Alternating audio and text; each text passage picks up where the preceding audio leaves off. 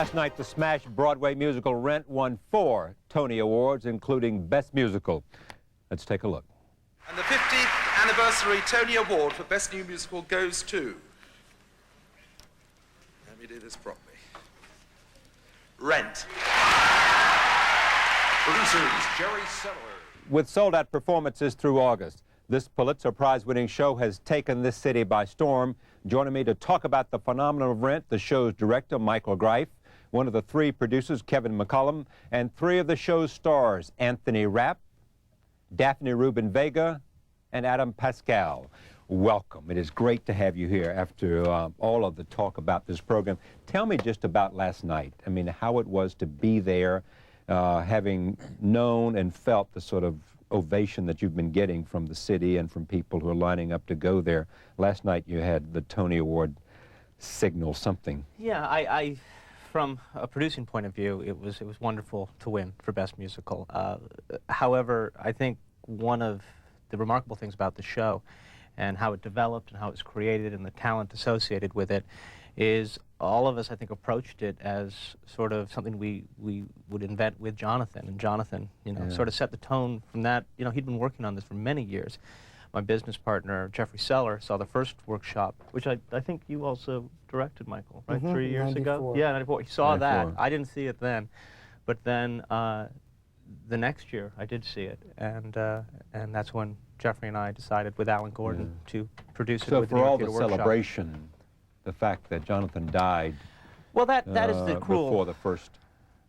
Right before our first preview. Yeah. Yeah. So all of these accolades are always very complicated, and all of these ceremonies and events are great celebrations, and they're also great occasions for sadness. Because he would have enjoyed it so much because he'd worked so hard. Well, So, it's just a cruel irony that the layers, just as it gets more accolades and people find other things to relate to, and I think all of us involved in it, we're just sort of, I think I'm humbled by the privilege to do it. I think all of us are on some level, and so the more awareness it gets, the more responsibility to let's make sure we do this right, continue to do it right. How, since we're talking about Jonathan, how was it the night that he died? You guys all decided to do something, or was it the next night? Yeah. Yeah. Next night. Well, He died in the middle of the night, yeah. and then we found out that next morning, and we all gathered at the theater, and we didn't know what to do.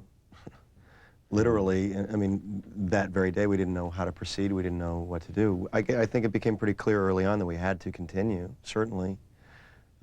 We couldn't just leave the play alone, we couldn't just stop working on it, and we couldn't leave it as it was because we knew that Jonathan knew that it wasn't finished.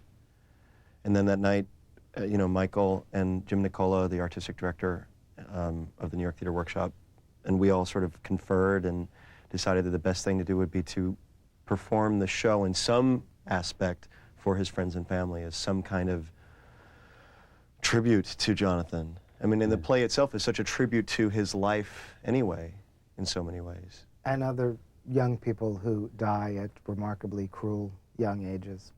So it fed into that experience in a very profound way.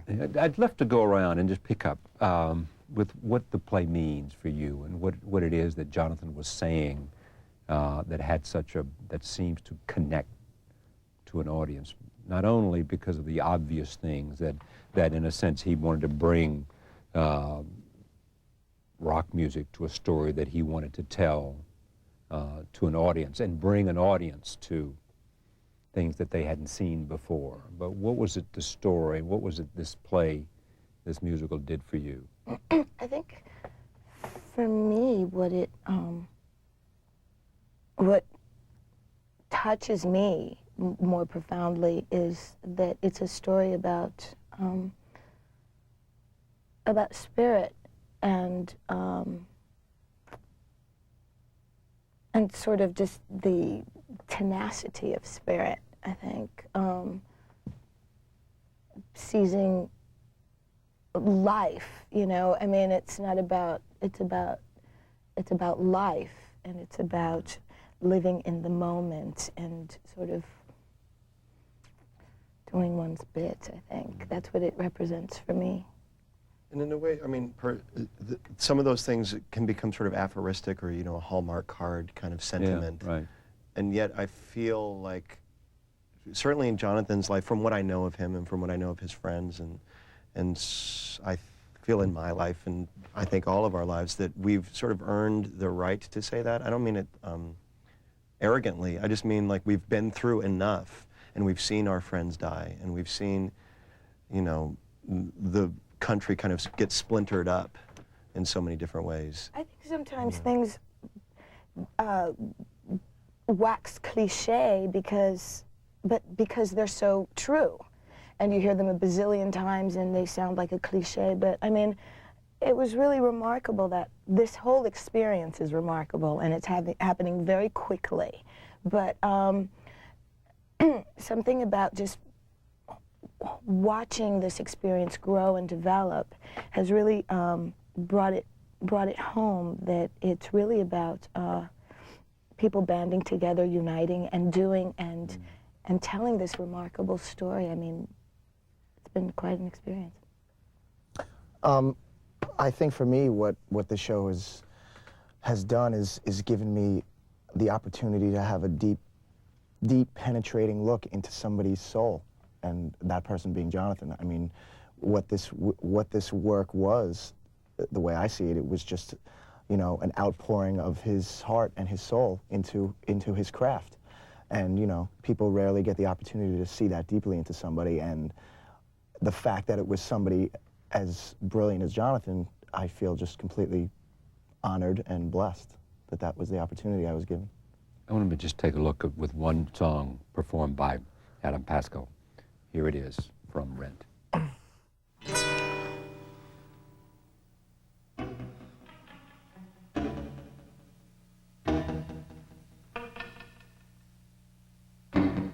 One song, glory, one song before I go, glory, one song to leave behind, fine, one song, one last refrain, glory, from the pretty boy front man who wasted opportunity. One song, he had the world at his feet, glory, in the eyes of a young girl, find glory beyond the cheap colored lights. One song before the sun sets, glory on another empty life. Time flies, time dies, glory. One blaze of glory, one blaze of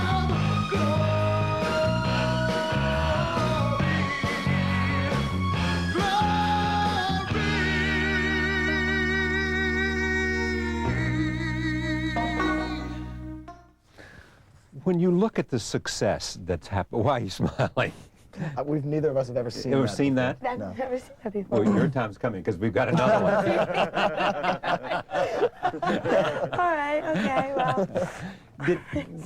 Was there something about this, from workshop to Broadway, early on, you knew because of what Jonathan had written, because of the coming together of the way that you had something here, that this was different, this was special, this was going to break down the doors? I absolutely did. I have more faith, I think, than Michael does. In some Michael, you... We all have more faith in Michael Michael's a does. little more cynical. I mean, I'm the neighborhood cynic in my semester. Well, in other words, as good as you thought it might be, you still were cynic about it, not knowing that... Well, Or did you know something that everybody else didn't know? I think I just approached things carefully. I think it was a great marriage for me and Jonathan, because I think that there was a terrific fusion of different sensibilities. I mean, Jonathan is exuberant, and Jonathan was confident, and Jonathan really thought that he would write a groundbreaking musical. So John,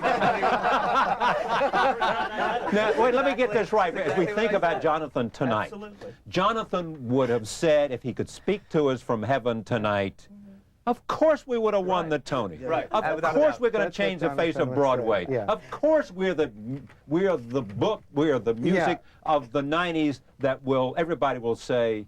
Yeah, but the other thing that was terrific, in nobody addition, like that should ever die. In addition, No. it's No, very it's true. it's In a addition to that terrificness, Jonathan also listened, and Jonathan also debated, and Jonathan also refashioned and reworked and refined, and would continue to refine now if he were around to do it. Without a doubt. Because it went, this piece was beaten up and reshaped and reformed many times, and a lot of really terrific, I think, spirits were a very active part of that.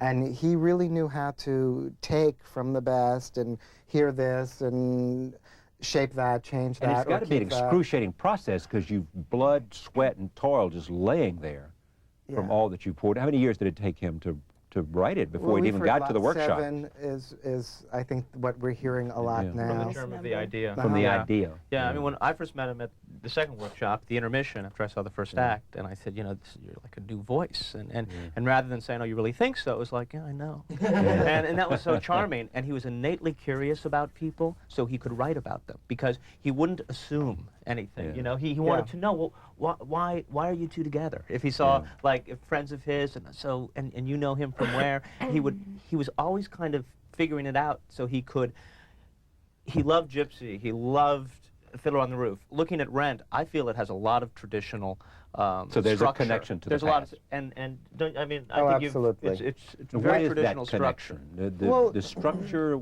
Yeah, your affinity for the characters, your ability to follow a through line, the development of musical themes, the use of reprise. I mean, Jonathan was really a Broadway baby, and I think I think he'd be really thrilled to know that people are talking about his rock music.